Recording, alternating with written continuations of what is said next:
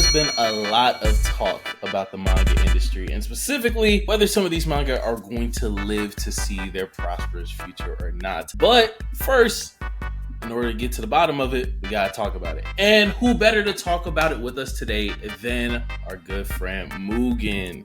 What's good? Welcome back to the channel. You're right there.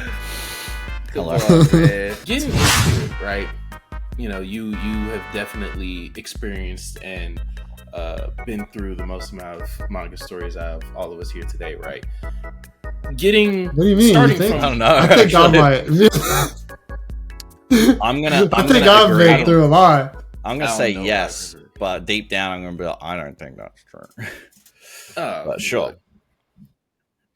I'm gonna say River is not the comp that anyone would be referring to. What's it called?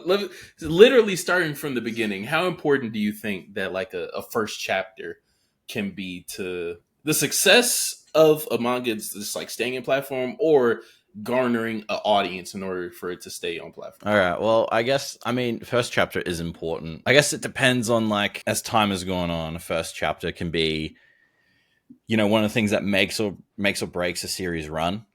But I think as time has gone on, a first chapter is not always vindicative of what the series can be. And I think having a good first chapter, I think having the first good chapter of any story or the first opening act or the first moment of any story in any medium is ultimately a better thing than not, right? But I do think in terms of long-running format like manga, a first chapter is rarely as distinguished as it used to be. Like first chapters in manga are still like, they still have more page counts than the normal chapters because they need to set up more. So they need to spend more time making sure that I've got the premise right, I've got the characters, I've introduced them. So it's important in terms of like the format and the medium and making sure that the reader knows from any chapter now on who our character is, what their conflict is, what they can do, you know, depending on the genre, you know, what they're after, what they want. And I think it's as important as any story starting. But there are some first chapters that are like, they don't reveal a lot.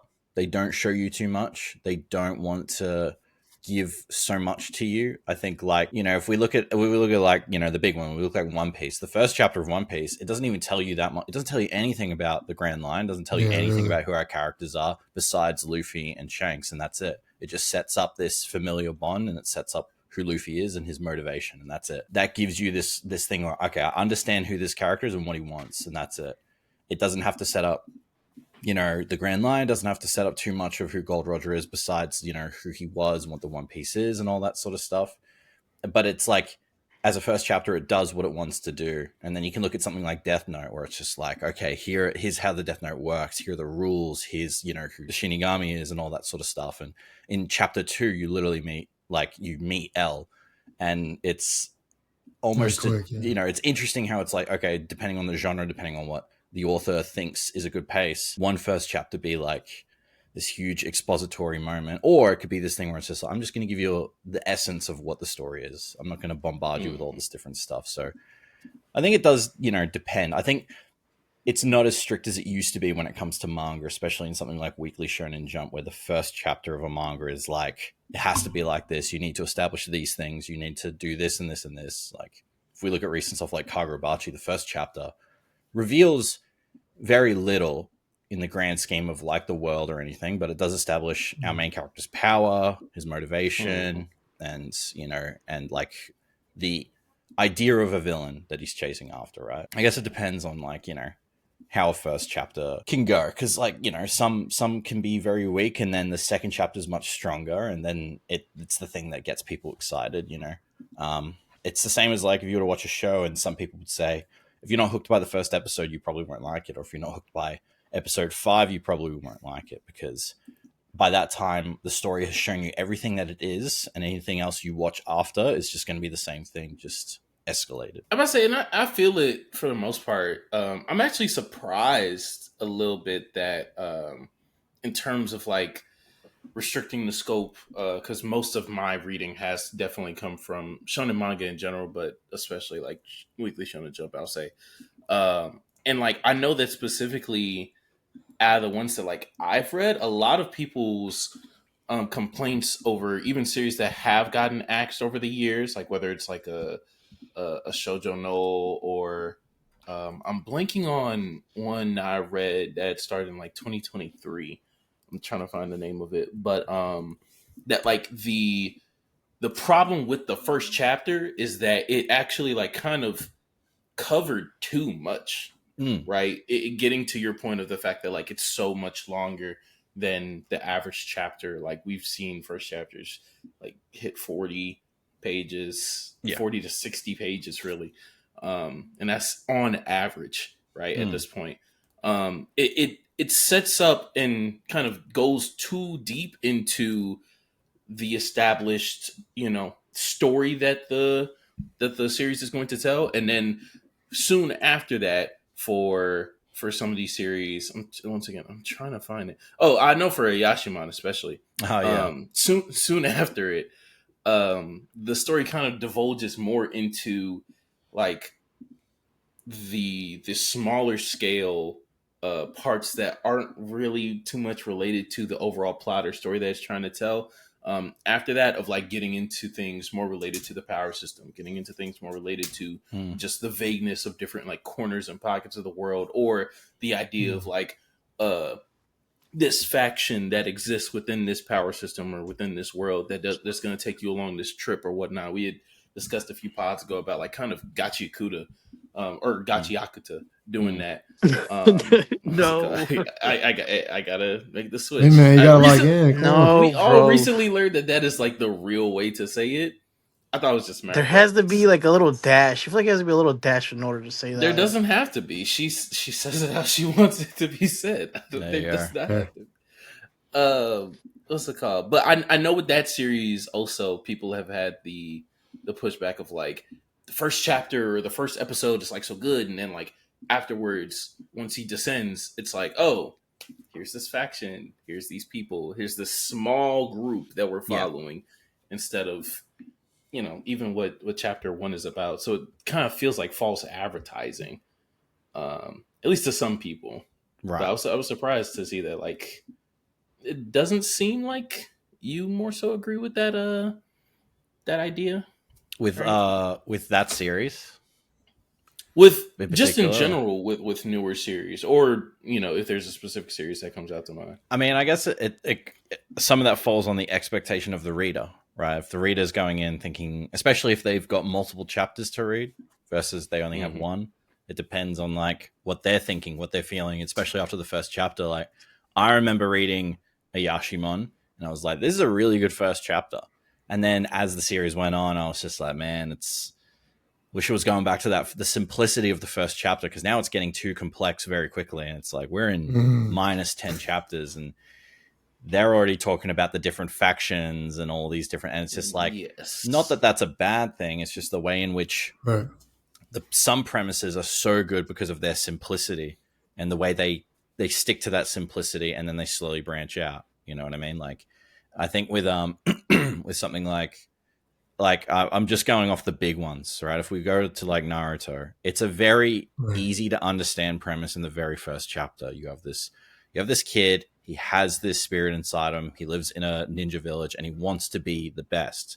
And it grows from there, like, how complex it can get by the end. If you've read it or you watch near the end, you can see how insane the powers can get and how complex they can be. But like, and now the alien Boruto, whoa, shit. And now it's like, it's one of those things. It's like that started from just a core chapter of a character, who wanted to be the best, and they didn't know a lot about the world. And that's good, because you also, as the reader, don't know. And I think with something like Gachi Yakuta, it's like, it's the same. This character knows nothing about the world below, same as you.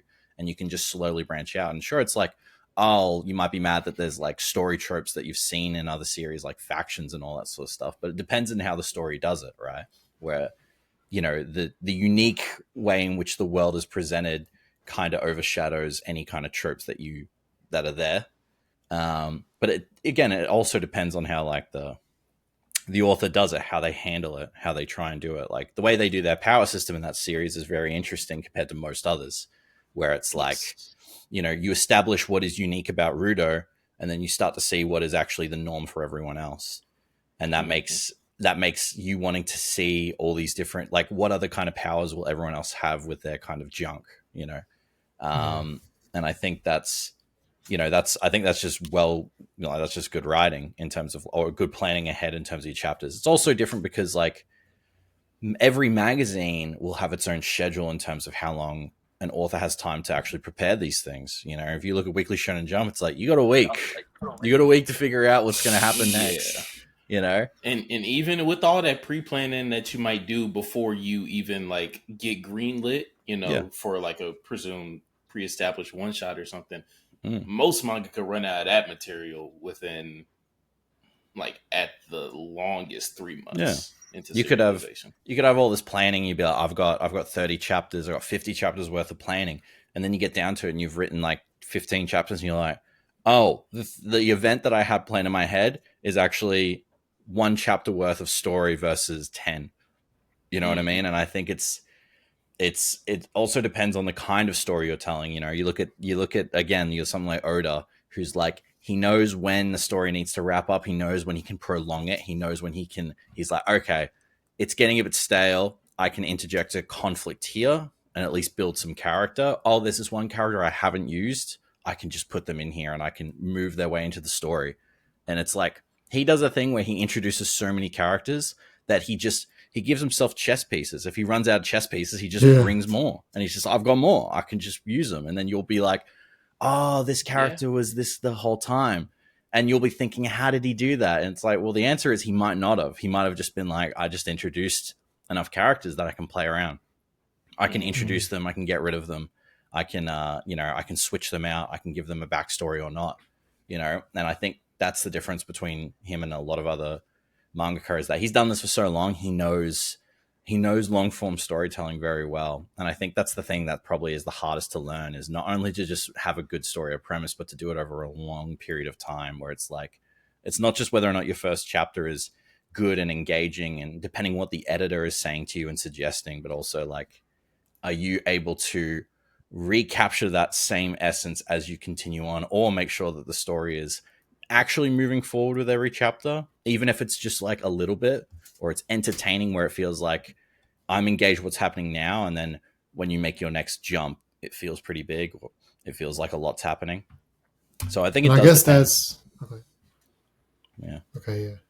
I was going to say, I guess that is something that really could be one of the issues that cause a lot of these manga to potentially go down a path of eventually getting axed, per se, is maybe the pressure of, okay, in this first chapter or these first chapters, you have to try to do so much that you're neglecting the future beyond that. Because like Kardiac was saying, like, with how, the planning can only go so far. Like, you can only get so far before it's like, because with Oda, he was able to do that over such a long period of time. Whereas, I mean, granted, it was still like cutthroat at that time, but I don't think as much as it is now. Yeah. To the point where I feel like a lot of the creators are just forced to do so much, like try to do enough right away to get there. But then when they get there, the staying power, they may not be able to have as much in terms of long-term orchestrating out the story and stuff. Do you guys think that's true as well?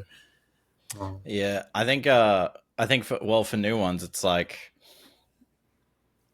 I think for whether or not they have enough, it's funny because like I look at series like JJK, right, and I read it for I want to say 150 chapters. I think that's how much I read it. I don't know how much the total chapter count is, but I read past like what it is in the anime, and I was like, oh, I'm done. I'm not interested in reading anymore. And as I read on, the genders are being made for him. As I read on, it did feel like someone was struggling to lay the train tracks in front of them as the train's moving. And that is the case with all mangaka, I think, to an extent, where they need to continuously think, what's the next conflict? But I think the issue is that some authors might think, okay, I need more of something to make it interesting enough that people want to keep reading, and then I'll figure out in the next chapter. But the problem is they probably haven't. They haven't figured it out. They don't know what it is that they're going to be, and then they have to retroactively think, okay, what have I used before in here that I can then like write myself out of this? And I think at least for writing, I think one of the things that happens to manga in something like Weekly Shonen Jump is that they write themselves into an inexplainable hole of plot where they can't actually move the plot forward because they haven't resolved anything. They don't know what they can do. They can't push anything forward next or anything like that. And I don't think JJK had this problem all the time, especially in the early parts I was reading and being like, oh yeah, they're fighting, that this is like the plot's moving forward. But after the Shibuya incident, I was just like, this feels like this guy is coming up with stuff that like disregards everything beforehand. And I think that's a symptom more not of his own writing ability, because clearly he can write characters, he can make them memorable and interesting. I think it's a problem of that he's in a weekly manga magazine, and he's in the biggest weekly manga magazine in the world. He doesn't have time, and every time you do get a break, it's not enough. It's not enough to still think out what you're going to do. And again, you could also, if we're thinking about like what the mangaka is thinking, like what if they're reading online all the things that people are saying about the series, and suddenly they're like, fuck, oh man, that's what I was going to do. They've already figured out what I'm going to do. I know with a manga like Oda, he does not look at what people talk about with One Piece. He doesn't look at theories. He doesn't look at what people are saying. He just, because if he doesn't look, he can then still say, no one's guessed it. No one's figured out what the One Piece is. I can just keep writing as if I don't know what people are saying, or people's expectation. Well, yeah, or people's expectations. All he's focused on is his own story and what he's trying to do. But I think with a mangaka, especially one young and probably around our age, is probably getting into the magazine and then looking online at what people are thinking and looking at the reader surveys and being like, my chapter, I could have been better. I could have done this. I could have done this. And it's like, it's less about now telling a story, more about just trying to stay alive in the magazine, which is no real way to probably foster a narrative. But again, Weekly Shonen Jump isn't built on fostering narratives. It was built on a magazine that people could read manga regardless of what the genre was. Even when the beginning, it was just comedy. There was nothing else. There was no adventure stories. There were no power systems. It was just comedy. And then as it, the system didn't change, but the stories did. And now those stories are struggling to continue to thrive and do what they need to do. Like, I even notice, like, I'm nearly caught up and I'm looking at the illustrations and they're still amazing, but I can tell that he's not as detailed as he used to be because he just doesn't have the time. He's older, there's no, he likes to draw everything. So it's a kind of cutthroat way of, having these mangaka do it. Yeah. Yeah. It's like, it's a lot for them, but I think in terms of, whether or not they've planned ahead is a big factor, but at the same time, it depends on the story. Like, I don't know if the guy or girl who makes Roboco is planning ahead.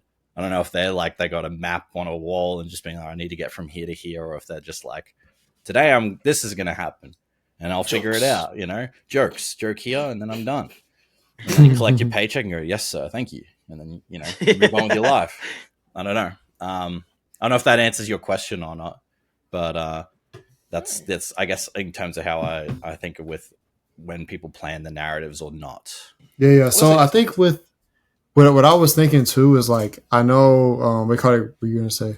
Or is it good? Oh no, I was just gonna follow up because the one thing that he mentioned that I really do think that I've seen like in a lot of series that I've started to read is the fact that the way that Weekly Shonen Jump and just mangaka and different magazines have developed over time, I do think in a lot of ways, especially a lot of shonen magazines, the genres that have started to dominate are inherently genres that, like you mentioned, or like you kind of alluded to, are harder to maintain a plan for throughout a long form session, right? So when it comes to the most popular subgenre of anime and manga, that being like shonen battle manga, shonen battle action, it's been criticized, analyzed to death in terms of the inherent qualities of what makes it difficult, right? And I think the biggest thing for like across the board has been like power creep, right? Because of a lot of the different issues that it forces. It was specifically within a weekly format to where that level of like planning is not allotted for. However, in comedy, or even in sports or in slice of life, you have, and especially with the way that most Japanese slice of life stories are going to be, shonen stories are going to divulge throughout the school year, throughout traditional Japanese structure of how in sports, how many tournaments there are, when they're placed throughout the year. Like you have natural built-in progressional points for the story, right? And so, although planning still matters because of like the inherent more grounded nature of some of those other genres, like it makes sense that a comedy series like Roboko um, can just chug away. It makes sense that like Shonen Jump will never have to worry about, oh shit, what's gonna be the next comedy series? Oh shit, how is Blue Box gonna keep writing the sports comedy series, the rom com series in the damn magazine? How is it gonna keep creating melodrama? How is it going to keep creating stakes?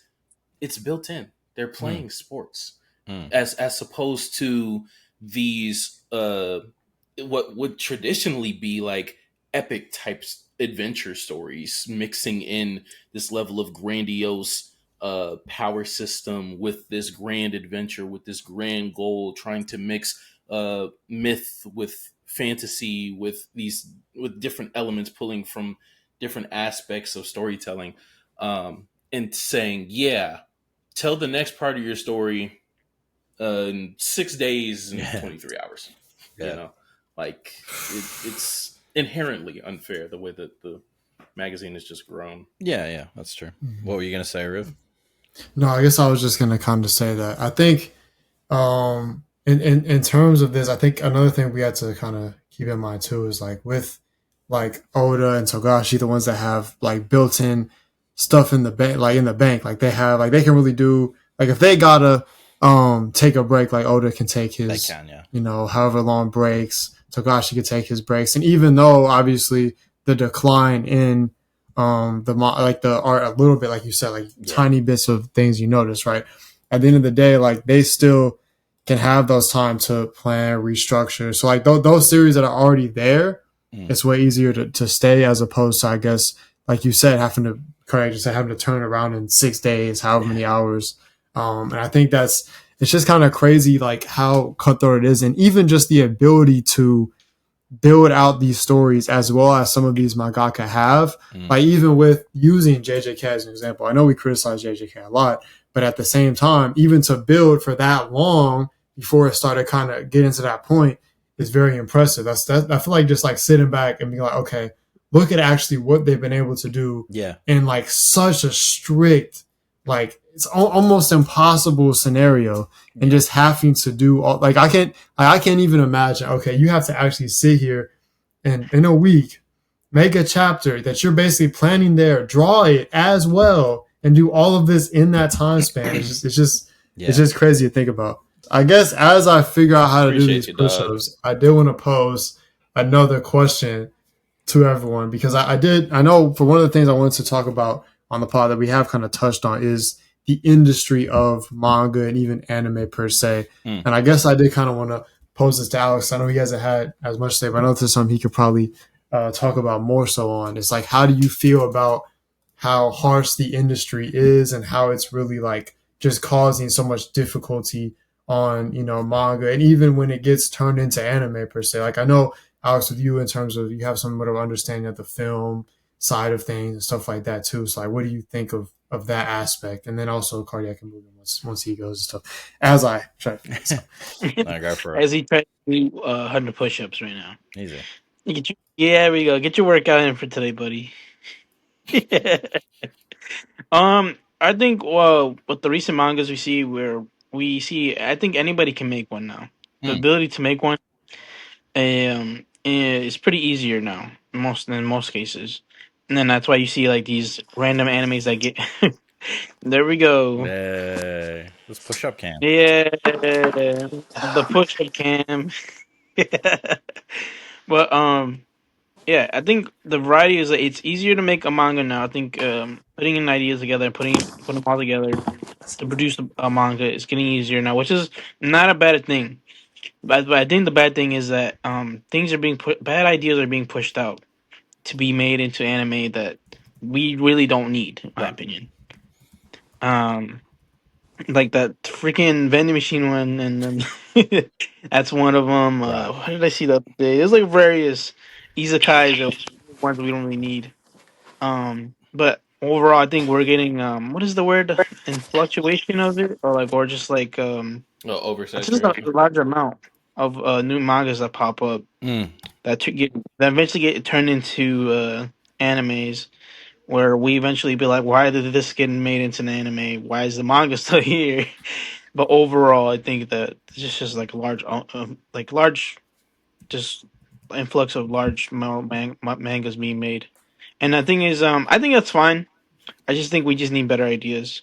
I think that's everywhere now. Like everything is easier to be made because we're in the 21st century, guys. We got computers, we got AI. Things are gonna be easily made up. We're gonna have people try to help us out with ideas, and this goes for anything. Making a book, manga, comic books, movies, videos. Things are just being pushed out a lot more often. But the only thing is that we get a saturation of bad ideas. That's what mm. I think. I guess it's just to add to that quickly too, because this made me think of another point that adds into that. Um, I think that because of how strict it is, it really kind of kills creativity in a way, because you're almost forced to have to follow a formula that you know will get you to stay and you know will work. Mm. That's very hard to kind of push the bounds, at least initially, because it's too risky. Because you don't have the ability to, okay, I can take 10 chapters to get to this payoff. Nah, we need that payoff first chapter, really maybe second chapter. You're pushing already at that point. Right. So it's like you don't get that creativity to build out. People want to see. That's why you get a lot of these same tropes, especially in like Battle Shonen, the ones that you'll see from Shonen Jump. I feel like is just like people will see these shows and be like, "Oh, I know this. I know this can be something I'll enjoy," Right. and like they may not give something else a chance that kind of opens the boundaries. Right. I think they're good points. I think for what you're talking about, Alex, about how there's like a lot of stuff's just getting made, like the vending machine anime and all that sort of stuff. I think that all just come as an example. It's a good example because again, I don't watch it, but the fact that there is now a second season implies that a lot of people do. Whether we want to admit it or not, a lot of people want to watch it. Whether they genuinely enjoy it as a story, or they're just watching it because they just want to be able to watch it and say, "Hey, I watched that slot." You know, here's a video and all that, which seems to be its own kind of market, right? It's like if we make something so bad, everyone will want to go watch it. We'll make some money, and then everyone will want to go see it because everyone's talking about it. But I think it's a problem in the wider, like, it's in wider media as well, where I remember seeing this interview like months ago from the guy who directed or he wrote Independence Day. If you guys know Independence Day, the movie, it's, the alien come, they blow up the White House. Oh, shit. Big blockbuster, popular culture. It was a big deal. And when the writer came back in a couple years, I don't know how recent this was, but he came in. It was just like, I got this idea for this movie, and they were like, "I'm not interested." He's like, "It's a good script. It's really interesting. It's a very unique idea, but we can't do it." And he's like, "Well, how come?" He's like, "I mean, I wrote Independence Day. Like, we make movies like this before." And then the producer was like, "Yeah, but we wouldn't make that today. We wouldn't make that today. I wouldn't be allowed to greenlight that today. It wouldn't make as much money as it would today." He's like, "Why not?" It's like, "Well, it's not based on anything. If you came to me and said it was based on a book, if it was based on something, we would make it, because then it's already got an audience. Someone already knows what it is. Yep. They don't have to try and market a new idea to people. They can just say, hey, based on this IP, based on this best-selling thing, based on this." And I think that's the greater, wider problem, is that we are now, like, executives feel such a pressure. Executives, more than like creative people, feel such a pressure to find the next thing that can justify their own salary, justify their own system that they work on, whether it's in Japan, whether it's in the US, is that they need to continuously try and come up with new projects that will at least make the business money, because these are businesses. They have to run on success, and then they have to survive through failures, whether they're creative, risks or not. They eventually have to be like, okay, we're gonna, at the end of the day, like if you look at something like the Barbie film, whether you like it or not, that was not a creative risk, because it was Barbie. It was going to make money regardless. The fact that it was a pretty good film and it was made by an auteur director and auteur writers who actually had made really good movies beforehand was just a plus to the businessmen. Because at the end of the day, it was just like, well, it's going to make, as long as it makes a lot of money, we'll be happy, because it's such a well-known brand and IP. It's known worldwide. And it's like, when you're in Japan and you're trying to make the next anime, you have to look everywhere. You have to look at light novels. You have to look at comic forums. You have to look, like you said, anyone who's making something on the internet that's gathering an audience, and you can adapt it. And that's not to say that there aren't good ideas, right? Like I read earlier this year, I read Harimia, which is a rom-com. Mm-hmm. Mm-hmm. And I later looked at what Harimia was based off, like, because I learned that the manga is not the original source material. It's actually a webcomic first. And you look at it and you'll read it and you'll look at the art and you'll be like, this looks like shit. This looks terrible. But this gravitated like to enough. Yeah. It's like One Punch Man. It was exactly the same, where eventually those webcomics got compiled into physical books. And then an artist came along and said, hey, what if you redid the story? You don't have to change a lot, but I'll redo the art for you. You could still keep the same comedic style that you wanted, except now that it'll just be a much more modern art style. And that's the art style that's in the manga. That's the art style that's in the anime. And that all comes from people looking for something online, just for something to read, something to watch.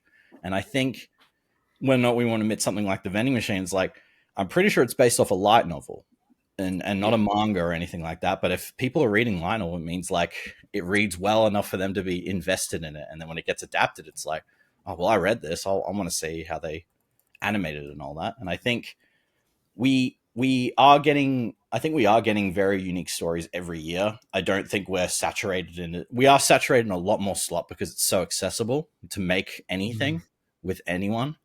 But it's the same with, like, if you came to me and said there are no good movies out right now, I would say, well, there are. You just have to look for them. They're not going to be the ones that are marketed to you, because the good ones probably don't have the budget to market to you. You know what I mean?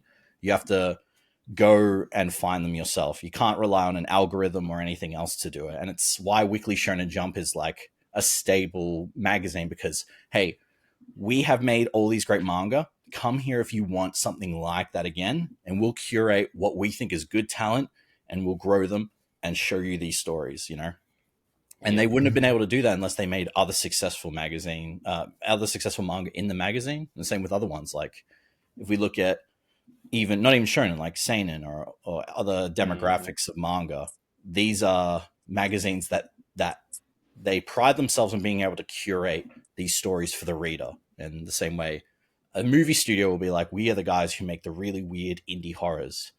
Come to us to watch those kinds of movies, and we'll make them. We'll be able to give them to you. Blumhouse or your A24s. I think we are making a lot more stuff than usual. But the good side is that you can find the good stuff. You can find the interesting stuff. Now, if you want to be hung up about what people are talking about, what's popular, I think it's ultimately a fruitless battle and all that sort of stuff to try and be like, oh, but this should be getting more attention. I think I don't know why, but the anime and manga community is very obsessed about what is popular, what is being paid attention to right now. Like, what's the top anime this season? What's the top series this season? All that sort of stuff. And that's a fine discussion, but I think it ultimately doesn't help you find new stuff. And what's great about anime and manga is that there's so much that we still haven't seen or read, because there's so much. And you can find those hidden gems and ultimately be the one to say, hey, this is actually really good. This is actually really, really good. I'm not like, and with anime and manga, it's great because there's no authority. There's no Rotten Tomatoes score of like, what's a good manga? It's all about the people who read it, who come and say, hey, this is really good. Like, you have to read a shitty translation, but it's really good. So I think I know what you mean with it's like there's too much, you know, and I think that also adds to the idea that people need to come up with stupid ideas just to justify staying in a magazine or keeping their creative job and all that sort of stuff. But I think that's one of the reasons why Japan has some of the most interesting stories come out, because they're backed into a wall and they have to think of anything. And it's like, they can make it work, you know? If you look at something like even the Yakuza games, it's like the story's great, and then all the other gameplay stuff is like, this doesn't make sense. It's recycle Why and is whatnot, but it Kiryu doesn't fighting matter. a shark in the ocean? That doesn't make sense to the fact It that he's part doesn't of the Yakuza. matter. But it doesn't matter. It doesn't. Because it's like, we don't have to justify this, we can just do it. And then the audience will be Yes. like, oh, that's sick. I don't care that it doesn't make sense, you know? Yeah. Which I think is the It's strength. about that sacrifice. Yeah, and I think trade-off. in some at least English speaking mediums, or at least not mediums, like industries, we have to justify the reason why something's happening. Like, we have to have a narrative reason why Kiryu is fighting a shark in the ocean. It's like, well, what if we don't? What if it doesn't have to? the logic of Yeah, we don't have to have a logic how pool of it's like feasible. where the shark came from and who its origins and how all that sort of stuff. I know it's a bit of a long-winded answer, but I guess that's my my take on terms of like how we're making maybe a bit too much. And I guess going back to what you were saying, River, it's like I also think it's insane that mangaka are able to do this. You'll never find me back in the system or the magazine over the mangaka. Like, if they wanted to take a break for decades, I'd let them. You know, if Oda came out and said, I'm not finishing One Piece, I can't do it, I'll be like, that's fine. You did so good. Like, you made such a good series. Like, regardless, I don't care. I'll be happy to sit back and just be like, I'm happy with what I got. Maybe that's crazy of me because I love artists so much, but like, I know we love closure. We're a big fan of closure. Yeah, the closure with, but if that's the vision, then that's the vision. Yeah. Kind of getting to what you were saying of like, sometimes mangaka get trapped into the idea of making something that they know will survive versus like telling the story that's in their head, or telling the story that, for example, Isayama knew that he wanted to tell when he was 15 or 18 or like in college or something. Like, instead of telling that story, it then adapted to, oh shit, I want to write a long running story. In order to write a long running story, I have to hit 100 chapters. That's over a year. That's closer to 2 years than not. Oh shit, I have to do what I have to do in order to maintain like 2 years worth of serialization. And so you end up writing something that isn't your vision. And at that point, if you are a fan of Oda, then whatever Oda's vision is, however short, limited, flawed, inconclusive it may be, then yeah, be for it. But the problem comes with the comfortability of people writing for, or stories being presented that they know will succeed, or they know people want to see, versus what they want to make. Just to get to the chat, look real quick. Shout out to Boba. Boba Boom. Shit, real? Genie. Yeah, I was say I was trying to remember if it was fettuccine or how to pronounce fettuccine. What's it called? When we see how many excellent manga have train wreck endings, I feel like there's more than an unfortunate coincidence. We know that AOT and Naruto had their original ending switch. Stories like JoJo's and Kogias unnaturally elongated. Bleach and Tokyo Revengers being rushed. Promised Neverland and Ultraman not even being followed in their adaptations for no reason or whatnot. And I agree that it's more than coincidence, right? Oh, yeah. However, like, it depends on what you think coincidence is. Like, is coincidence? Are you just saying that like coincidence is random, or like coincidence? Coincidence, I believe, can also be a result of like the conditions. And like we've talked about the conditions of the industry that make it to where, these people end up feeling rushed. These people end up elongating something because this is the only like level of success that they've had to this level. Like Tokyo Revengers was in both of those positions where, in my opinion, it felt unnaturally elongated and being rushed at the same time. Crazy. But yeah, I don't know. I agree with you that it's more than coincidence, but if you think that coincidence could also be a result of conditions, then I think, I mean, yeah, I think it's a whole different I see compass. what you mean. I agree to an extent where it's just like, I don't think it's a coincidence that some series are rushed or they're elongated. I think with the adaptations, nothing to do with like the mangaka.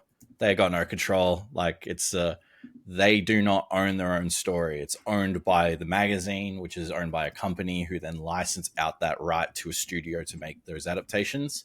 And the mangaka can try to be involved as much as they want, but ultimately, if they're younger, they're still not experienced in making the manga, and they're struggling to do that. I don't have time to answer phone calls about, yeah, no, dude, you should probably keep this scene here or keep this scene here when they're busy making the manga that's being adapted that's still not finished, you know. So I think if you have any fault of an adaptation being not followed to the T, whether it was a good one or not, because there are good ones, good adaptations that don't follow the source material, that actually Yeah. do something that's like, oh, that's actually really different, that's interesting. I would be something like with Death Note a little bit. They change some things, and they're actually kind of interesting. They make it be like, oh, you know, which flavor of ice cream do you want? They're both good. Just which one do you want? Hmm. But yeah, it's nothing on the mangaka about whether or not their anime gets adapted faithfully, especially if the anime catches up. They legally are like, well, we're gonna, I don't know, what are we gonna do? Wait for you to finish? No, we're gonna. It's succeeding too much to stop.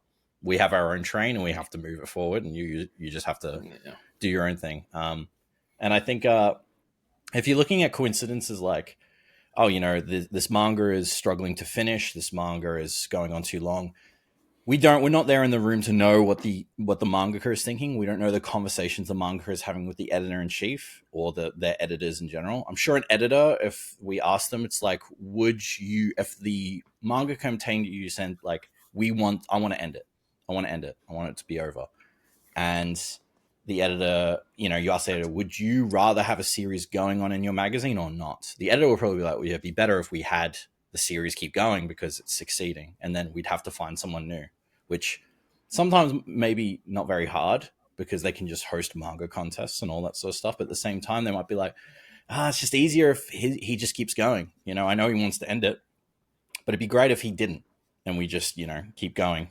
You know, for series like with Tagashi and Oda, they are in their own status that they can stop whenever and come back, and the series will still be there because they're so beloved for Hmm. decades. You know, it's not even a year, it's not even 2 decades of making a story that people like. I'll come back and read it when there's a new chapter. I don't care if it's only 20 pages. I'll come back and read it. And I think you know, this all stems from a system that the mangaka are underneath. You know, if you ever want to be mad, I don't even think it's always the editors. I think again, they are people who want a story to be good. If you asked an editor, it's like, hey, would you rather the editor, you know, hey editor, would you want the story to be good or not? They'd be like, well, yeah, I'd rather it to be good. Why would I want the manga to be shit? You know, I'd Hmm. rather it be well But you written. I'd rather it rather be it be, good and liked yeah, good and liked, you know, than or good and and ultimately they'd be like, yeah, I would, but at the end of the day we have to prolong a series to make sure that it, you know, we have a magazine, because it's ultimately the system that everyone works under, even the editor-in-chief, who's the guy who decides where every single series is inside the magazine. He's like, this will do better if One Piece is at the front because people will read it. This will do Yeah. better if this series is at the back. This series will do better in the middle. We'll give this new series a chance at the front. But ultimately, it's like they are stuck under a system that was already created before any of them were there. You know, like before Oda was even there, the manga system was already in place. Before the editor in chief was currently there was already a system in place of like, well, this is just how we've always done it. You know, and who am I to come in and say we're not going to do this anymore? And especially in Japan, they have a certain way of living in that they don't want to change things, especially because their superiors before them always did it, and they don't want to disrespect them and say, well, we're going to change stuff. And it's like, no, I'll do it how they did it because I learned from them, and they were great at what they did. You know, I don't want to step on anyone's toes. And again, I'm sure if you asked anyone working at these magazines, do you think it's good that mangaka are like slowly dying and decaying as they write these stories? They would be like, no, we don't want that. But the but we system, want our manga.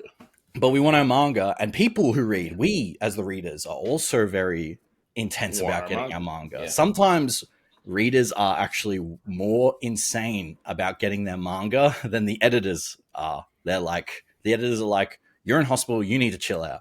And the manga's like, no, I need to finish this chapter. It's like, chill out, take a rest, it'll be fine. And then the readers see hiatus and they go like, the fuck? I'm gonna fucking kill One Piece you. fans are like, They're literally losing their mind. I don't think it's as simple as blaming to one specific person. It's the same with like, there is a system in place that ideally should be changed. And I think that's why a lot of mangaka, when they go from like Weekly Shonen Jump, they go to somewhere else. You know, they go to a different magazine where they got more time, or they go, you know, they can go a bit more. I think it'd be great if mangaka went solo, like they became their own publishers. They make their own mangaka on like a public platform like Patreon or something like that. Because that's what Twitter artists do. Twitter manga artists. I'm gonna say Patreon. the Western market is starting to operate in that business model.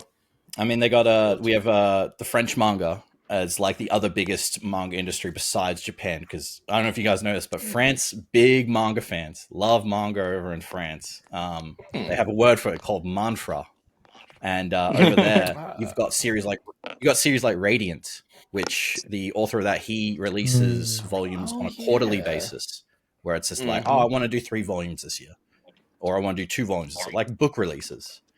And I think ultimately that's a better model than sitting in a room weekly and just fucking decaying and slowly dying. And, you know, Oda being like, I can't wait to retire and play with my Legos. I've got all these stacks of Legos for when I retire. It's like, brother, I think you got another 10 years before you retire. I don't know. Exactly.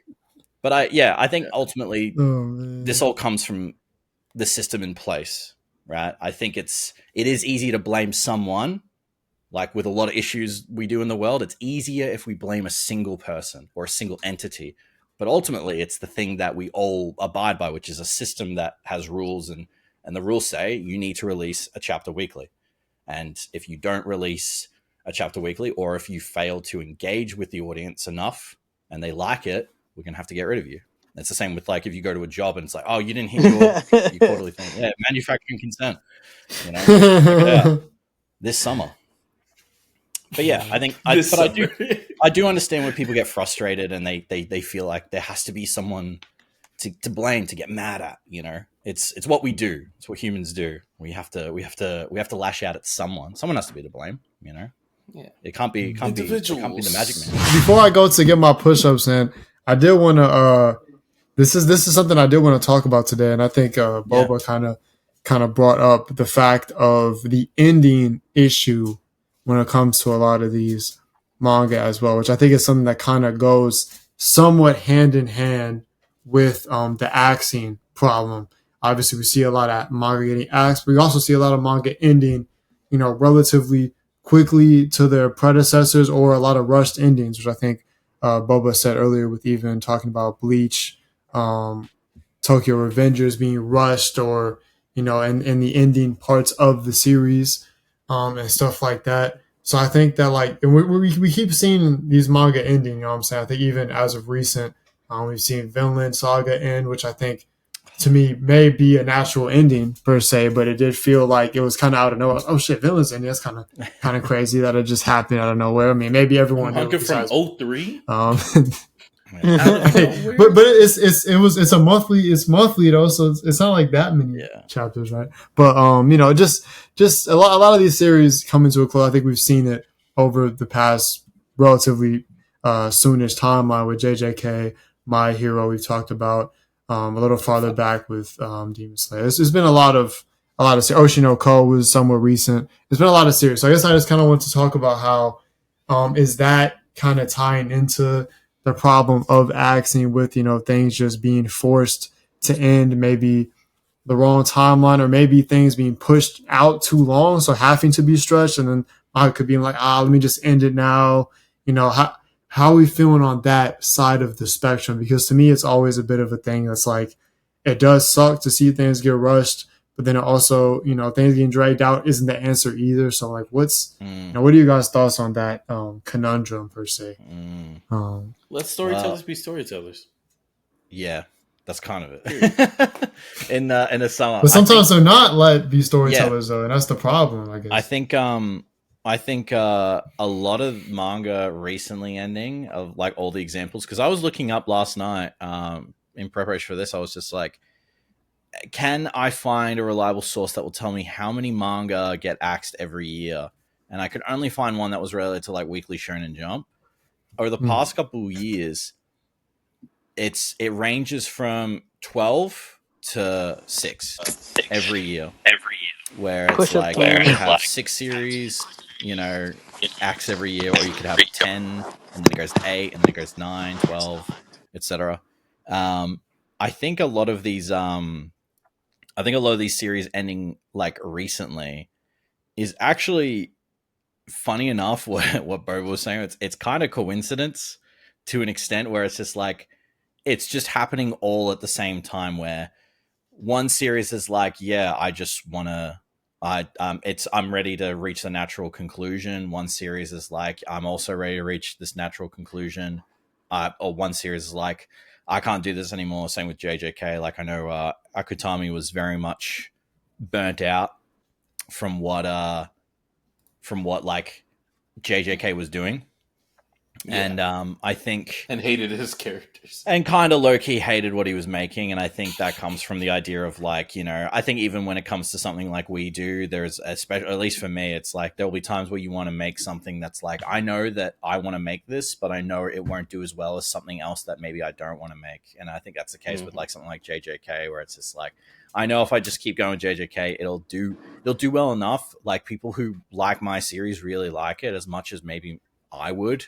And it's like you're in a very fortunate position to be a mangaka of the biggest shonen magazine in the world. That I think you probably feel like, I can't squander this opportunity as much as I hate it. Because what would that say about me, and what it says about me as an artist? These are the things I'm thinking that the artist is feeling more so than what people are saying. I think if you're a reader saying this, you probably need to chill out a bit and just like enjoy get art, a job, as opposed to get a job, get that paper, as they say. Get a salary. But you can get that paper if you join the Flow Coin. If everyone just hops on the wave. Oh no, not the podcast. But I think with a lot of those series, I think it was all just coincidence that they were ending around the same time, because they're all under the same, except for Vinland and a couple other ones, they're all under the same Shueisha flagship. And I think having series end all at once makes people now feel like, oh, what does Shonen Jump even have now? Like, are they going to be okay? Like, I know that people have been saying, when One Piece ends, are they even going to survive? And the answer is, I think they will, because One Piece, as much as it does everything well, it's not the thing it's not Atlas holding up the entire magazine. It's literally a bunch of other, like, they have other magazines, they have other series in them. We have Oshinoko was also owned by Shueisha in a different magazine. You had all these different series that they later became staples in anime become successful just under Shueisha alone, that company alone. And then all the other magazine companies, they've got their own stuff that's still succeeding and doing well. Like Vinland Saga, again, just ended. And I think it's also because that was, I haven't finished it, because I usually wait for chapters to bulk up and then I binge read them. I think Yukimura was reaching his natural conclusion as well. And he was like, yeah, this is as far as I can take it. It just doesn't go any further. And I think it happens when you write something where you look at it and you go, it just wouldn't make sense if I made this character do this. That's just not what they would do. And if I do it, I am now playing God, where I am taking the character and putting them someplace that I want, as opposed to where the story is going. You can feel it, what the story is trying to do, what the characters would do. It's like, oh, I'd really like the characters to go to B, but there's no reason for the characters to go to B. Like, there's no reason for them to say, hey, let's go here instead. It's like, it just doesn't make sense for them. Like, I could manufacture a scenario where they need to, and you have to ask yourself, is that natural? Is this a natural thing to happen, or does this feel forced? Does it feel like this isn't going to happen? Because I think you can tell when sometimes in a story where it feels like something's just pushed in, where it's just like, this was brought in and then not really resolved. It doesn't feel like it's kind of fitting. And even when it is something that's like a mistake on the author's part, a good author will be able to be like, oh yeah, don't worry about that. I meant to do that the whole time, and you won't even know. Yeah. Like that was, I hate the fact that I keep bringing up One Piece. It's probably because it's the only thing I'm reading at the moment. But it's not a spoiler, but someone gave someone a note saying, give this to Luffy.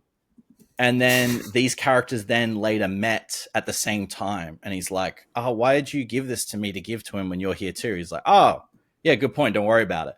And then he throws the note away. And then you see what's written on the note. And I'm like, oh, I don't think Oda meant to do that. But the fact that he showed me what was written on the note made me go, oh, that says something about that character. That says something about who they are. It's like he took his own stuff up and he fixed it in a way that's like, hey, don't worry about it. I fixed it. See? It's good retroactive. Yeah, it's retroactive storytelling that is on a tiny detail as opposed to like how a power system works, which would be a big like, oh shit, how do we? I've said this isn't possible. Plot hole. Yeah, retcon, it doesn't feel like a retcon per se. Like it's just like a natural.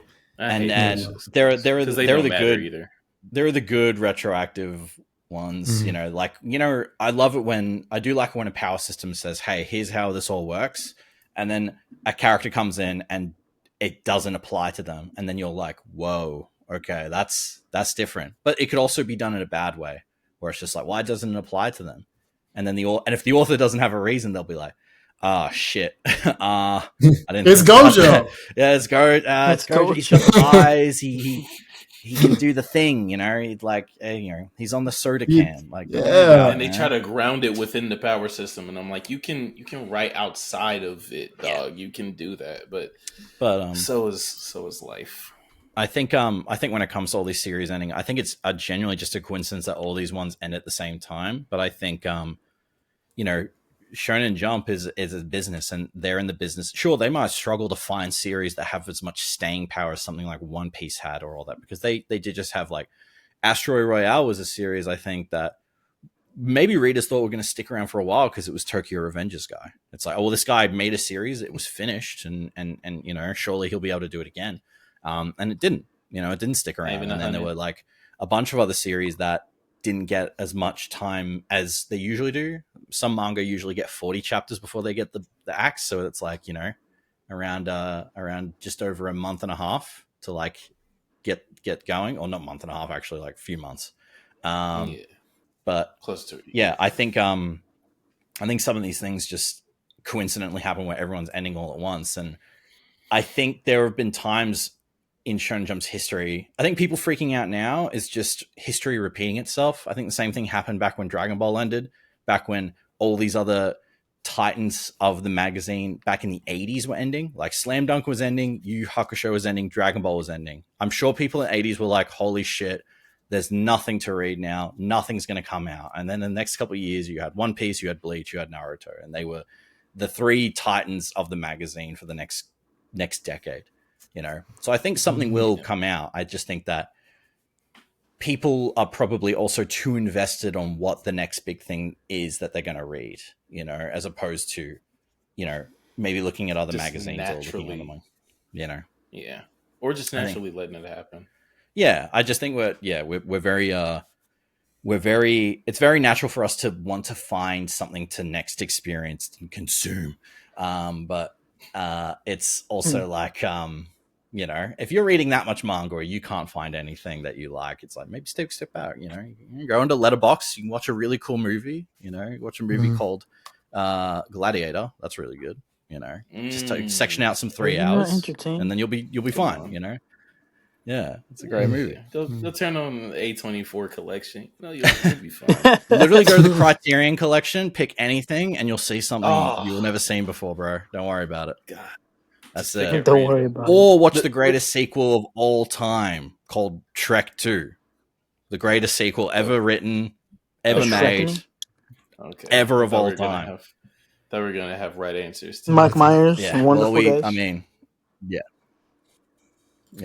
But I guess I don't know. That kind of answers it in terms of like, I don't think it's a plague going around of like why is all these series getting canceled all at once? Something's going on. Something's going around. You know, I think it's just things happening. It's the same with. You don't see it as much because there's so many TV shows, but there's times where it's just like, oh, this is ending, all these are ending, you know, all around the same time. And all of them beginning around the same time. I remember when like Breaking Bad, Walking Dead, Game of Thrones were all starting around the same time and all that sort of stuff.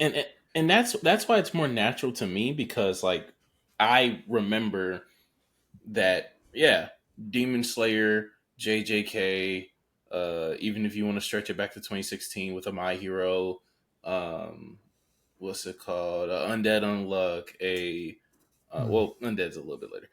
Doctor Stone. All these like they started at the same time. So why would they not end around similar times? Yeah. Now outliers, I suppose, that you could point to, like a Chainsaw Man having an original run of like 3 years, maybe, I suppose, right? Kaiju also ended. I did not mention that one. Yeah, Kaiju ending, I suppose. Oh, did it really? No. Yes, Kaiju did end the serialization. And actually, funny enough, this is actually great timing, because as we were talking about JJK, I did not even realize his new series we went live today. Yeah. The first look at his new short-term series, which launches next week in Mojiro Shonen Jump, which he will be. I think he will be a writer on this. Writing, yeah. Yuji Iwasaka is the illustrator, which I like the look of that main character. That's a cool look. That's really that is actually really the cool, comments. yeah. I'll be so happy if I read it and then I end up liking it way more than JJK. And I am more than sure that I will made. end up liking it way more than JJK. Agendas are being cooked up in the kitchen as we speak. I think we look, because I was just quickly looking because I had to think about it. But JJK ran for. I know people are being like, "Oh man, that ended really early." JJK ran for 6 years, 6.5 years. It's like 6 years of every week making a chapter. It's like, to you, it's like probably 300 chapters. It's a decently long series. You know, this is what Shonen Jump would want. They want a series that goes 100 plus. You know, and then some series don't need that much long. Some of them just need to go. You know, I'm done. This is it. That's all you need. You don't need much more. You know, I think I suppose it's in the absence of something that looks like will be just as long. To be fair, yeah. And I guess my other thing to then present is like the thing that kind of makes me like bring this up per se is just the fact of how these endings a lot of these endings have been received pretty negatively, and I guess that's why to me it kind of almost pops as like a red flag of is something going on here, because it didn't really seem like a lot of times when manga in before there obviously would be people that would have their negative takes on it, stuff like that. It's the internet, whatever, right? Even with AOT, of course, you had everyone up in arms and stuff like that. But it didn't seem as drastic of, okay, Tokyo Revengers ends, everyone hates it. My Hero ends, everyone hates it. JJK ends, everyone hates it. Gotcha. And so on and so on. So I was like, then I'm like, this is interesting. So I guess, do we think that there's anything there when it comes to that, or is that just a case of people on the internet being people? I think a bit of it is people on the internet being that, but at the same time, I think it is. There are there are a lot of shows that I love, and this will be a quick pivot. There are a lot of TV shows I love, still love to this day. Some of my favorites. Majority of them have terrible endings. They don't. They can't wrap up everything. They can't have a conflict that is greater than anything that came before it.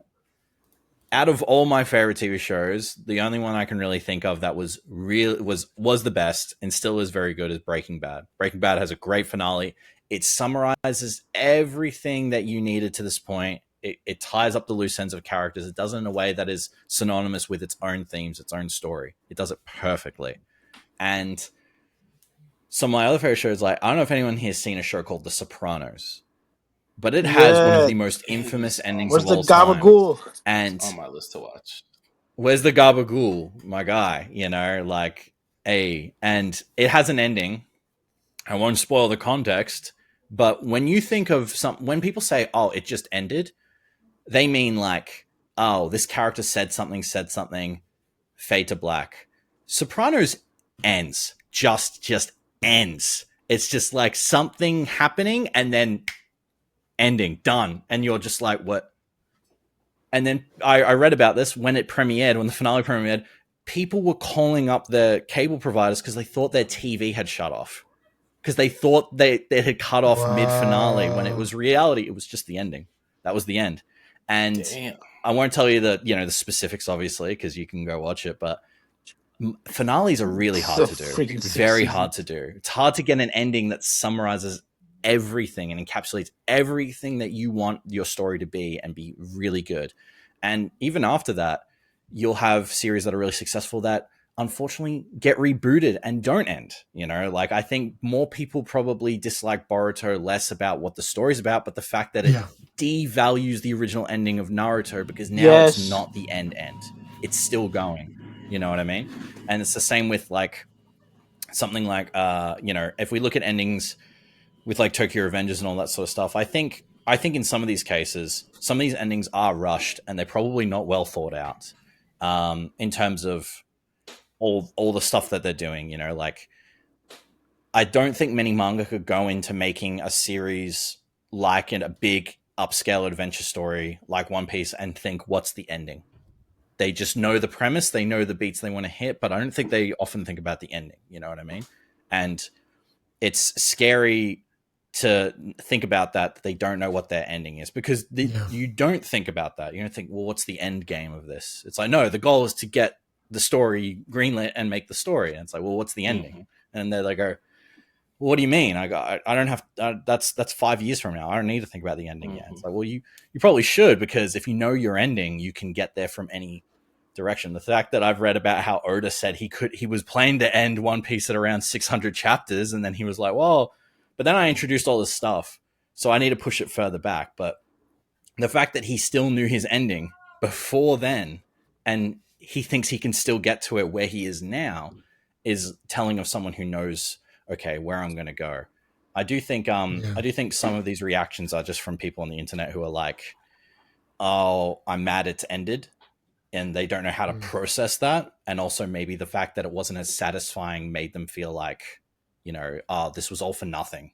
You know what I mean? This was not worth it. That's why the Jujutsu Kaisen fandom decided to try and make their own ending, with AI art, which I think is so stupid. And you just need to move on and just let it go. Let it go, man. A true jobless fan. They did that with AOT as well. They actually made like an animation, I believe. Yeah. Now we are a sophisticated fan base. We're still working on it, I think.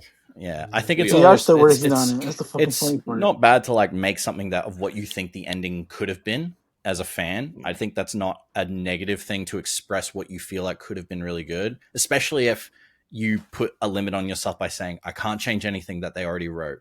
You know what I mean? And be like, here we go.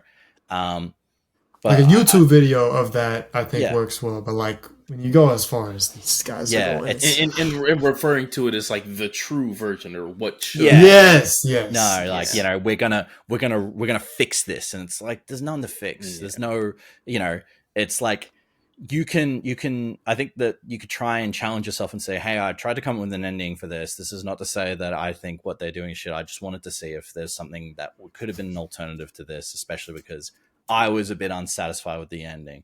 Not that this is the real true ending, because it's what the fans wanted. And it's like, well, the fans didn't make JJK. They didn't spend hours drawing it. They didn't spend hours writing it. As much as they think they could have made it better, they weren't there in the seat. They weren't given the opportunity to do it. So it's hard for them to say they have the ability or the right to have the real ending, I think again, with the mangaka system and how it's worked, especially in weekly ones, this is a system that started with gag manga. It's not really built to format around adventure stories that span decades or span, hundreds of thousands of chapters. I think, and even looking at like something like Dragon Ball, like I think the ending of Dragon Ball Z, I don't really like it. I'm not a fan of it. I don't think it actually encapsulates what the story of Dragon Ball Z is. I remember the last episode. It's like, I love that ending arc where it's like, 10 years later. I like that stuff, but it's like, I hate how it ended, and I think spoilers. There's spoilers, but that kind of, I think that kind of shows with like why Super exists or what. you know, why Dimer exists and all these other stuff, why these things exist, because it's like, oh well, you know, it's an ending that we can then reboot if we wanted to and redo and all that sort of stuff. Someone did say, it was one of the chats where it's like we need to reboot canceled franchises or canceled series. Yeah, I think that Shonen Jump could. Yeah, that probably will never happen because they were canceled. That they weren't successful, so they probably will never be. That's why the ones that get There'll be rebooted no pilot in different magazines owned by the same company, like Boruto, Super, it's all the same.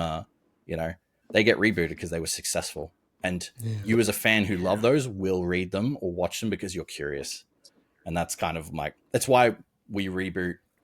You know, in like the West and all that sort of stuff, it's like we actually in the West they do reboot stuff that got cancelled if fans are interested enough. Like Samurai Jack came back. That was a series that like, you know, that ended and people were like, oh, it's back.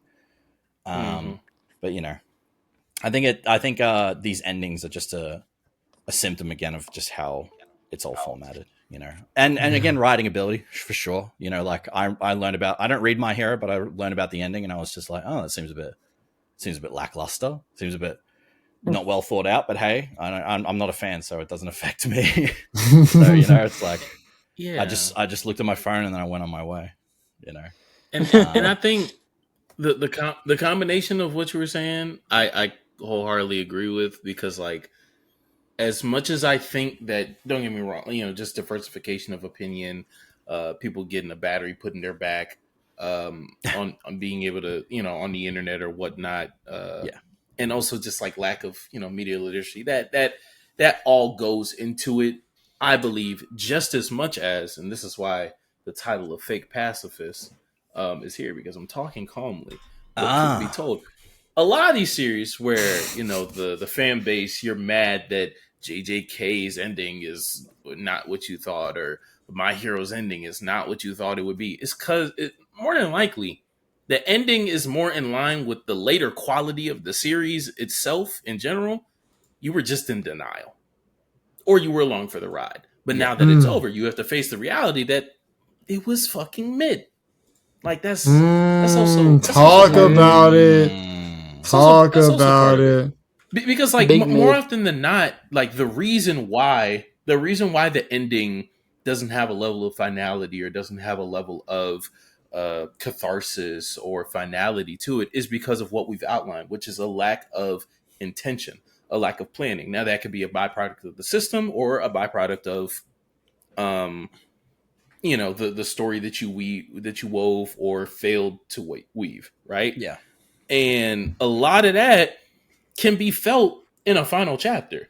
I mean, it can be felt in a final chapter as much as it can be felt in a final arc, as much as it can be felt in the opening arcs, to be honest. Because like, as we've highlighted, as you start to spiral out your series through exploring the power system, through exploring characters, through diversifying the cast, through creating new locales or whatnot, it's up to each individual like writer to, you know, and for the most part in manga, to write and to illustrate how expansive their world gets and to keep track of it all, right? And to make sure that these systems interweave within each other or don't, within a way that, you know, has a level of believability, sustainability, and that leads to a final. But like, as Mugen pointed out, if you in chapter 50 with the intent of not ending but getting to chapter 100, then of course your final chapter is more likely to be sloppy. It's less likely to be final because it's not it's not incorporating elements. It's not incorporating even your thought process that you had at chapter 10.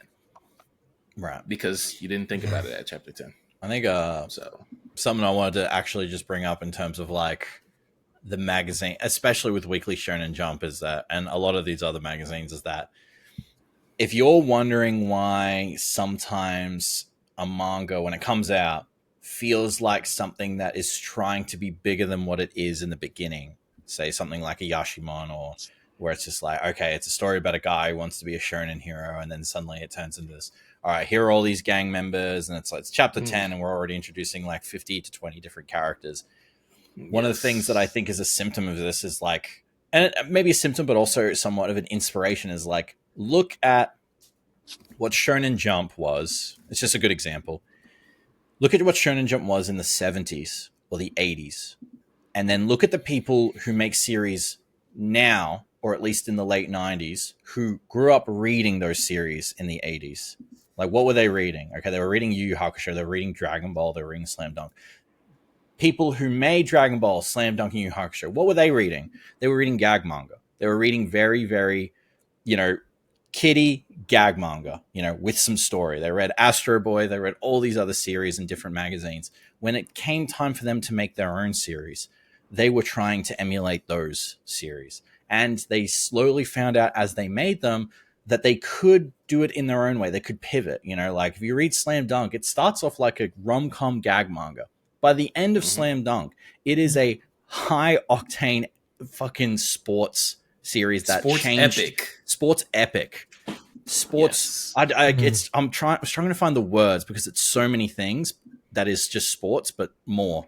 And you'll read it and you'll be like, oh, this influenced every other sports manga today because everyone read it. Everyone in Japan fucking read Slam Dunk. And you'll see with something like, Oda, when he started One Piece, it's like, it kind of starts just like a gag manga with the story. And it's just like, yeah, it's a rubber kid hitting bad guys and pirates and all that sort of stuff. And you look at it now and you're like, this is completely different to what it was, but it slowly grew from that because you look at what Oda probably read, it's just like, the One Piece is a gag manga wrapped up in an epic, an epic fantasy pirate tale, and that's what it is.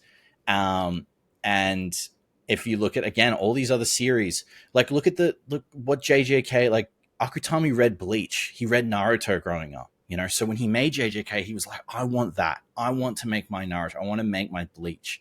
And these are series that grew to what they were over time. They didn't start off like saying, chapter 1, all right, here's the Akatsuki. Here's what this is. Here's what this is. Here's what a Jinchuriki is. And it's just like, he didn't do that. Kishimoto didn't do that. He started slow. He had to build everything and he had to take the risk. He had to take the risk that what he was doing might get pushed back. It's like, okay, I'm going to start with something simple, but I want to kind of bring it out. I want to build out the world. I want to have a world war. And it's kind of like in Shonen Jump, I don't think that happened a lot until some of these manga came out where it's just like, you want to have a war? And then Togashi comes in. He's like, I want my characters to go to a country that is similar to North Korea. And then that is like, what are you talking about, man? Why would you want to do that? And then he's like, no, trust me. It's good for the story. And then when people read it, they were like, what? Let me cook. I want to have a nuke. And then they're like, what are you talking about? And then it's just like Hunter x Hunter is such a staple of Shonen Jump, even though it's not shonen.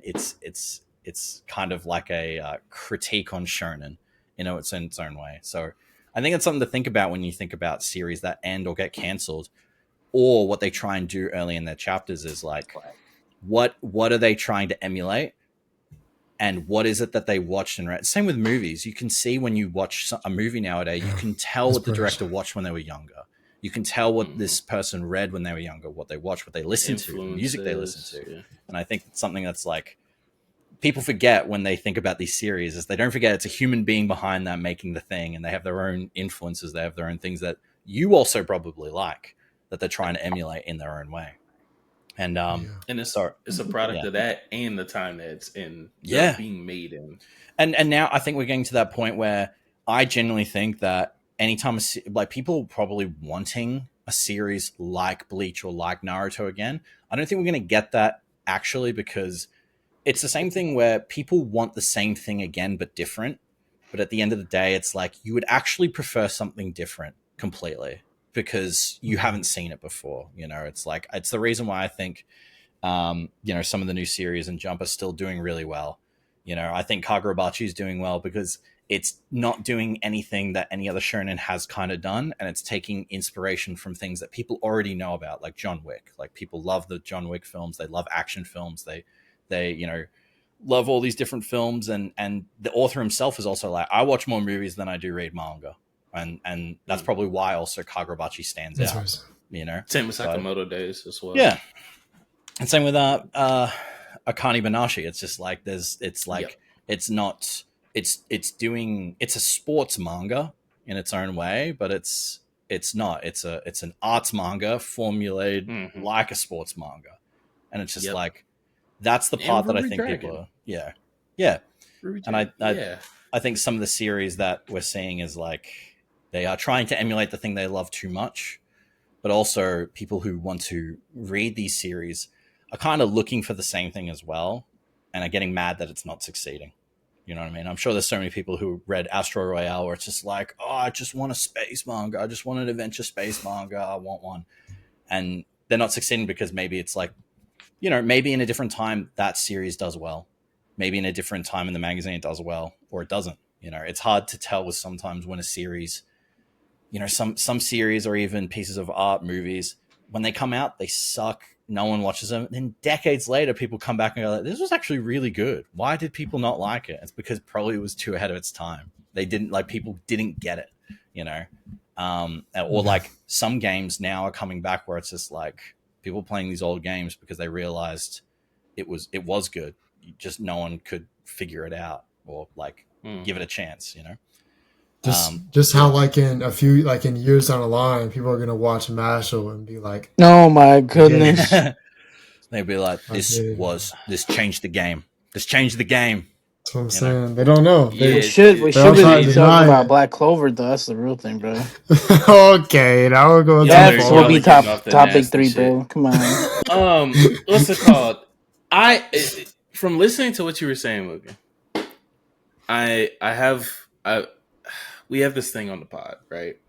Where at different times we push different agendas, and I say, and I am developing a new agenda. oh, Because you made me come to a realization, right? oh, It's a realization I made with isekai and why I don't like a lot of isekai or like anime set in like video game settings, right? Or even like modern fantasy anime a lot of times, because I feel as though too many times the writers of those stories, like those stories feel too much like they are only adapting tropes, stories, plot lines, character dynamics from other anime, and specifically from other fantasy anime if it's a fantasy anime, from other isekai if it's an isekai. And like there's no reason as to why that's not the same thing in shonen or just in manga across the board, but like especially shonen manga with how dominant, you know, Weekly Shonen Jump and shonen battle action manga have been for the past like 30 to 40 years, right? But there is a current crop of series that, you know, may not be may not be having the same success as a One Piece or even as the current leader in JJK, but like everything from Elusive Samurai to Witch Watch. Well, Witch Watch a little bit less so. Everything from Elusive Samurai to Akane Banashi to Ruby Dragon to Kagurabachi. I haven't gotten to Ichi the Witch yet. The Sakamoto days. These are manga, and we saw a little bit of it, I want to say, in like in the mid 2010s generation of series that cropped up. But these are manga where it feels as though the mangaka like is not just basing its influences on other shonen manga, right? Like those outside influences, whether they be Western or just other parts of like Japanese society, are things that are very refreshing, because there's no reason as to why a fantasy series shouldn't be also exploring elements of like alchemist history, other aspects of necromancy history based in reality. Like these are real sciences. These are real like pseudoscientists sciences that have their eras in human history where like hella people believed in them. There are books written about them. There's no reason as to why a series like that explores these themes should only be borrowing from, you know, a random manga that was written not even 10 years ago, not even to the point to where the readers of it can have kids. There's zero reason as to why like that sort of circular inspiration should be happening, or that limited framework of the amount of media that you consume and then go on to write. You know, it should be a more fleshed, like, that's why I appreciate, even though I haven't even read Vagabond, I appreciate what that mangaka is. I got doing. the manga right here, guys. I read it. In Fantastic. terms of him taking his break in order to Whether it's a break or an eventual, never coming back to it. But at the very least, from certain things that I've read of expanding his worldview and getting a better understanding of the things that he wants to continue to write for that series. Yeah. Because as a writer, like as someone who's, delving into screenwriting myself, you are an historian. You are also a theologist, or at the very least someone who is studying theology. You are someone who should be interested in politics. You are someone who should be acceptable, someone who should be acceptable to learning different conflicts of different peoples, or whatnot, because that's how you make a story. Yeah, it influences reality as much as reality influences your story. And so, like, for that to not be the case for, a lot of these, well, for some of these series previous to this generation is definitely disappointing, and is an agenda that I will be adopting. I will say. I think it is a lack of inspiration or outside source. And not to say that anyone who probably makes isekai isn't inspired by art or doesn't experience art, but I think a lot of it is just the fact that some of them come into a subgenre and feel like, well, the only way in which I'll succeed is if I follow the tropes that exist. You know what I mean? Yeah. It's just like, I can't have a story of a guy disappearing into another world because that's been done, and I have to do it in a way. And it's like, but I like reinventing the wheel so hard. So why don't I just make him turn into a vending machine? Because that's just that no one's done that, and who knows? And it's just, and then it succeeded, and then they go for it. But Alex, what about your idea? Yeah. You had someone turn into a microphone, I think. Microphone? I don't remember that. I don't remember this at all. That's a good one. No, don't say that. It's another saturation of crappy manga that's gonna come into me and getting manhandled every day, and then it's gonna be taking all the time up for the real manga that needs to be animated. It's like just having a freaking long ass line of like, hey, I don't really need to be here, but I still want to take a video. But Alex, what about when you said you wanted to get reincarnated as a goat? Nice. Bro, but like, I can't glaze on stream right now. Stop playing. Just relax there, sir. But I do gotta go. It was nice meeting you, Mugen. I hope we have you on the pod soon again. No I love your takes. Thanks, man. Just hope you don't watch the vending machine anime. I hope you don't. I can guarantee you I will not. So there's no worry about that. Alex, you think you're not? All good. What do you mean? Oh, hey, man, I watched one episode and I turned it off. Damn. Hey, wait till the Patreon content got to get made, man. Don't think we're not. And then when you see the dollar signs, you'll be like, I guess I could watch one more episode. I guess I'll do what the crowd wants. I'd rather watch the vending machine anime than edit for Mr. Beast. That's where my limit is. That's how I'm going to live my life. See, let's see. We'll say slavery or watching anime. I'll take the anime. I'll take the anime. Yeah, you know. I was wondering where you were going with that, but I guess when I heard slavery, I was just like, "Oh man, it's a different kind of stream. This is interesting." I can't crack the joke. Okay. Yo, what? Yeah, it's like I didn't know I was going to be here. All right, Jesus Christ. Yeah. All right, I'll see you guys later. Nice meeting you. Good rest of you guys. Bye. Real quick, I wanted to go back to a point that you made earlier in terms of the health of some magazines, right, or manga in general, right? Am I saying that like Weekly Shonen Jump will fail? Fuck no, hell no. It's just like 100. It's not 100 years old, but it's like 60 some years old, right? It's not gonna fail. Yeah, it's been around for a long time. There's a lot of still successful series. It's under the branch of Shueisha, which has three other shonen manga magazines and then 3 other seinen manga magazines, which all sell like at least 100K per month.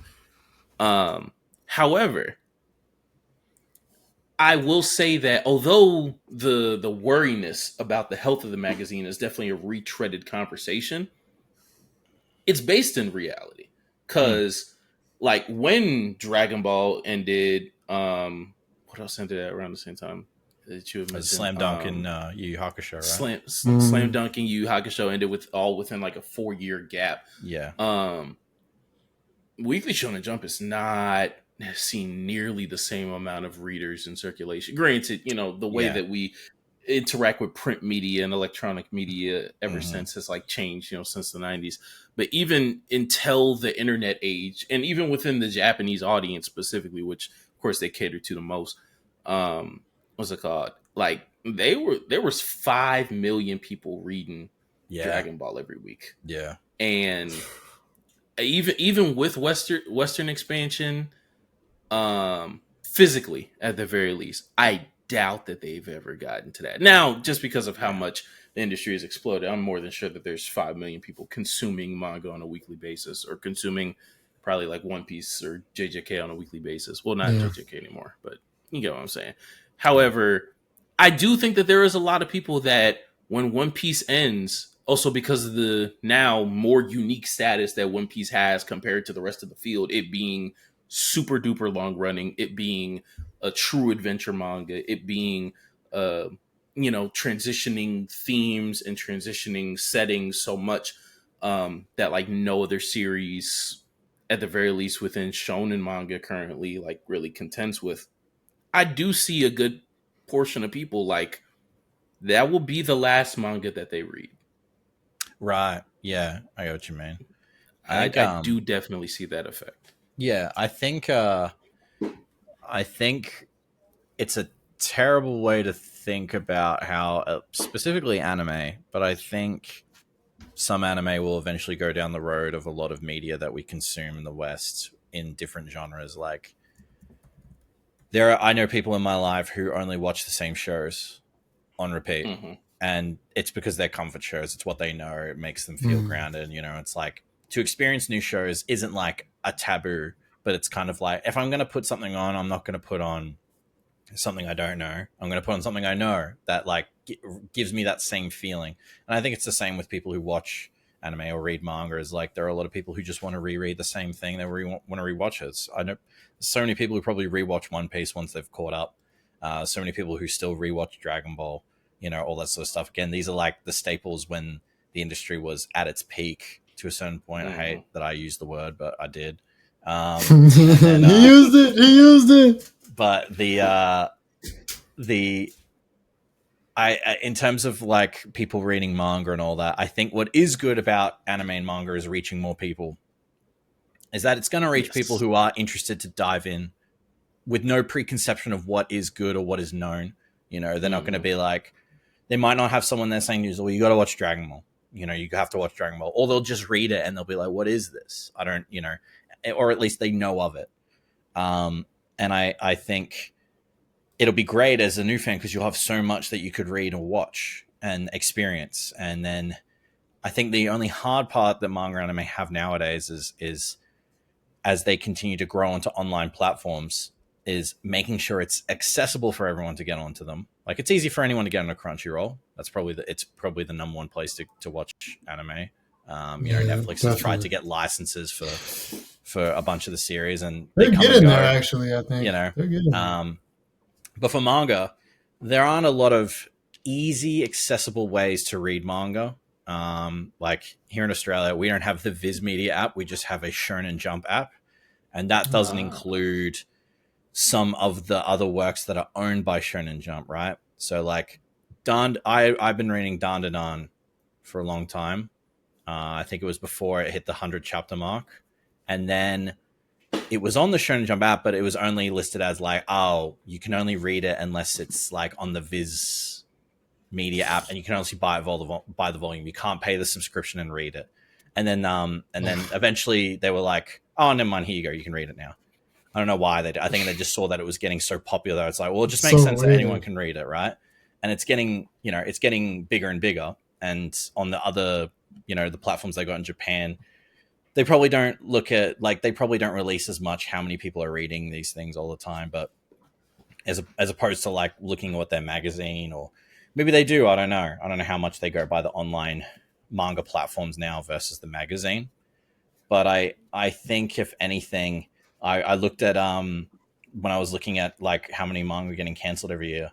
There was an interview with one of the editors who was there when Dragon Ball was running, and he said that it's great that as manga and anime get bigger, it's going worldwide and more people are getting into it. The bad part is that it's all going to be based in algorithms and on online platforms where you, instead of having a magazine curate a series for you, the algorithm will say, well, you like Naruto, so you'll probably like also this. You'll probably like JJK, or you'll like Bleach, or all that sort of stuff. And that will take away... it even harder. We'll make it even harder for series to succeed, but also will make it harder. Well, it could make it easier for series to succeed, because then they'll say, oh, you like this, you'll like this new series. You know, it's the same with like a YouTube algorithm. You know, it's just like you can get a video that pops off, and then suddenly you have a lot of eyes on you.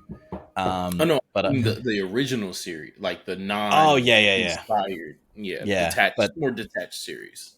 But I think it ultimately it's a hand where it's like, it'd be great if we can get all of Shonen Jump's entire history, its entire catalog of manga in a single app that you could just, again, like for Netflix, you pay subscription for, you can read all of it because it's owned by the one company. But then it's like they recommend you certain series as opposed to like showing you what's new, or like, you know, what's something that didn't get a lot of attention when it was going on. You know what I mean?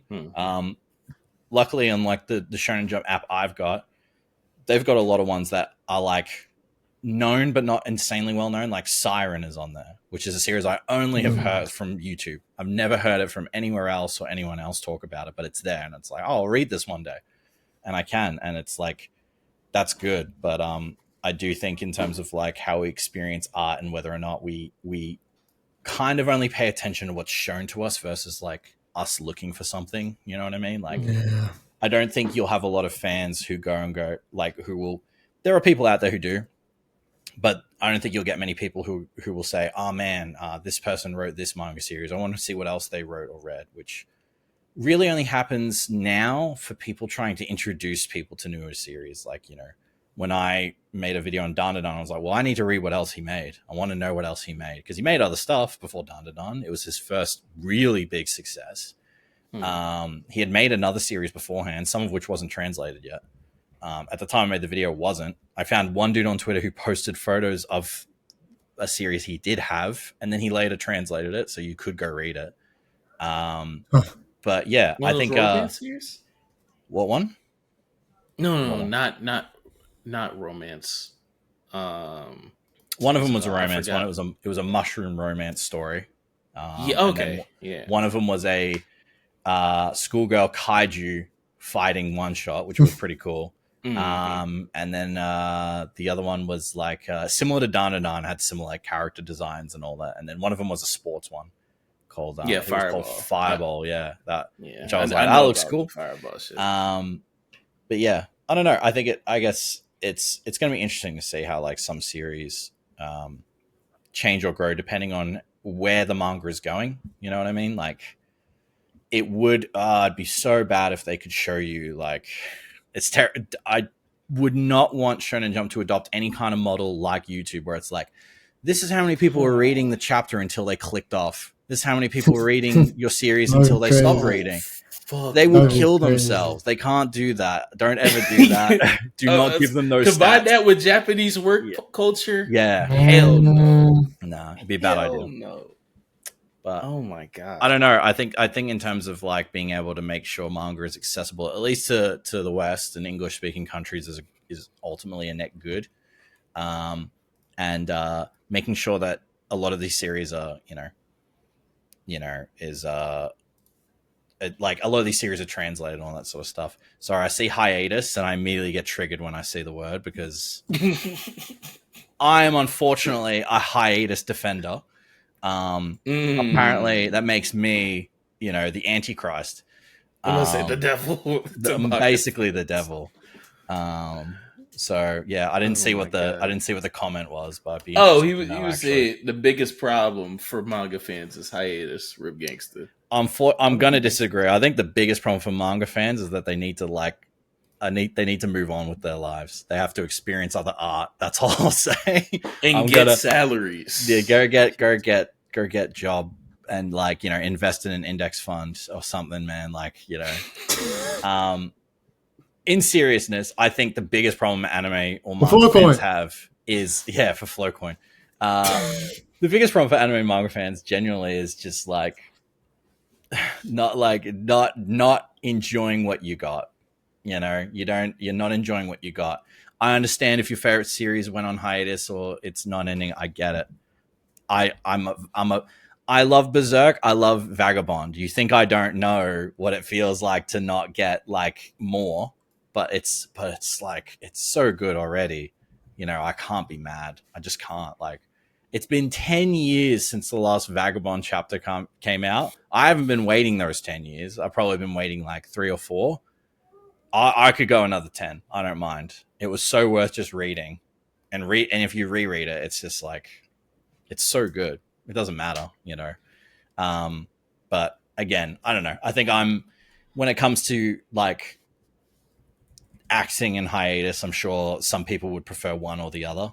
But I don't know. That's how I feel about hiatus. You know, I've made a whole video on it, just being like, hey, you know, you actually have it too good, anime manga fans. I'm sorry.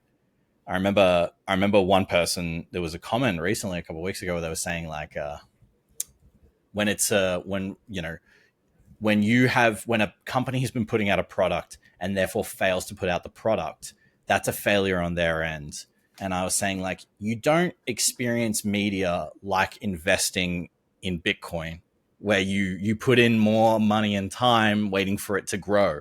You know, you don't read the first chapter of a manga and think, now I spent this long reading it. How much of my money on time was that spending reading this? And, you know, am I getting my money's back worth by reading this subscription service and doing this? And if this series goes on for 100 plus chapters, am I gonna, you know, it's like, you're not Mr. Beast. Your time's not that valuable. You know, like much of our time isn't that valuable, you know, to a certain extent. And it was just like, I think it's also saying how we experience games or art. It's just like we're obsessed with how much time we're investing in art, as opposed to just being like, hey, what if we just watch it? You know, what if we just watch the thing? You know, we don't have to think about like, oh man, you know, you can look back and be like, you know what, I probably shouldn't have spent those 2 hours watching the vending machine anime, but hey, you know, I got something out of it.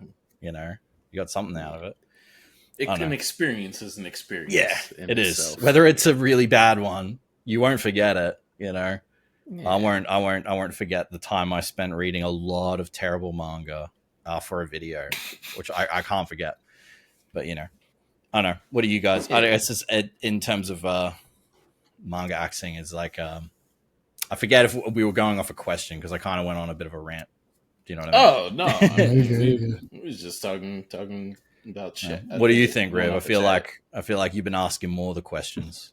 You know, how do you feel about it? Yeah, I mean, I think that it obviously sucks to have to kind of go and deal with, you know, these situations and stuff like that, in terms of dealing with the axing, dealing with the premature endings that we've been talking about, and stuff like that. I do see your point with the hiatus. Like, it's not like, especially with these series that we've got so much of, like, think about it. Like, if your series is on hiatus, you could have been one of these manga that have been axed, you know what I'm saying? Or something like that. So, like, getting to experience more of the series, even with a bad ending, I think you would probably prefer, as opposed to being in an axing situation when it's kind of out of the mangaka's control. Like, I think the best thing that can happen is if at least the creator of the story can have control of how the series kind of ends one way or another. I think that's probably what, if you can get one thing from this combo we've had, that may be the thing to take from it. And I think you've put that pretty well in your thoughts and stuff like that. I do think that, you know, I haven't read, you know, as many manga as I think either of you, but I think even just knowing how the industry works and just knowing how rough it can be, it just kind of really puts into perspective, like, what it means to kind of go through these things, what it means to actually make, you know, these great manga and stuff like that. So yeah, I mean, I think to me, I think we've kind of gone over most of that. I kind of like a lot of the thoughts that we have gathered. I do know that we probably should get out of here soon. I do know that Kardiac needs to band drums, trumpets, saxophones, stuff like that. He's got to trying to put it into words is horrible. Jesus. You played the instrument, yeah? Yeah. You blow. You blow the thing. You blow and Yeah, come out. yeah. Jesus. Yeah, but right. I think that's a good point to stop, regardless. I feel like that it just kind of comes down to it sucks, but we have to learn how to better deal with this and understand the concepts of what the industry really is as a whole. Yeah, I think Yeah. knowing the situation that happens inside the industry of the medium that you're a massive fan of is ultimately a better good than not, as opposed to just like, you know what, I don't care what's going on behind the scenes. I just want my isekai, which, you know, I can't change your mind about that. But like, hey, I think it'll help just help knowing that, and you can probably get less angry about the fact that, you know, you'll never get this or that. But it's I think it all boils down to eventually a relationship with art, at least on the fan side, of being like, I could not have it at all. You know, you could not have your One Piece, you could not have your JJK at all, as opposed to just like getting it in general and getting, you know, the joy that you got from it. But, you know, obviously we can't do anything here in terms of like what the industry does. Ultimately, that goes back down to the people in Japan to have to make those decisions. And maybe it'd be good to have one person come in and be like, hey, what if we don't do this? What if we changed it a little bit, where it's like, what if mangaka were kind of on their own schedule like a YouTuber? Call me crazy. But what if we did that? The manga revolution. So. Yeah, it'd be great. I remember one person, it's so annoying. They put a comment being like, I heard they're putting in a law to make sure that this doesn't happen, where mangaka gets so overworked that they die. And I'm like, oh, really? Where'd you learn this? No reply.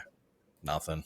Just like, it'd be cool if you're not going to reply, just put in like a source, something, instead of just saying, hey, I heard from Daryl down the street that apparently this is happening, but hey, see you later.